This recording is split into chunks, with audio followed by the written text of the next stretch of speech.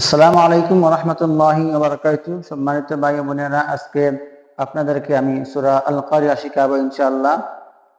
আর আপনারা আমার সাথে সাথে বলবেন, তাহলে অতি সহজে আপনাদের সূরা আল কারিয়া শিখা হবে। বিসমিল্লাহির রহমানির রহিম। আল কারিয়া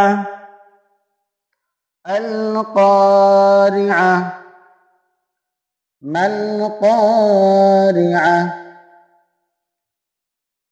القارعة ما القارعة। আমি এক একটা শব্দ উচ্চারণ করবো, আর আপনারা প্রথমে বালা করে শুনবা, বালা করে শুনে শুনে উচ্চারণ করবা, তাহলে আপনাদের উচ্চারণ শুদ্ধ হবে। وما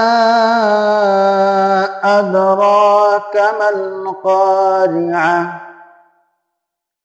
وما أدراك ما القارعة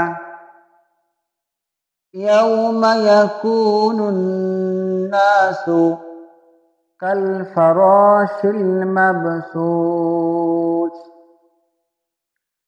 يوم يكون الناس كالفراش المبثوث وتكون الجبال كالعهن المنفوش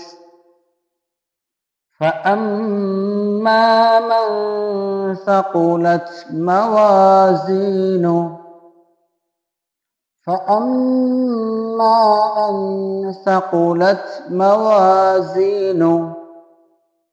فهو في عيشة راضية وأما من خفت موازينه فأمه هاوية وما أدراك ما هي نار حامية।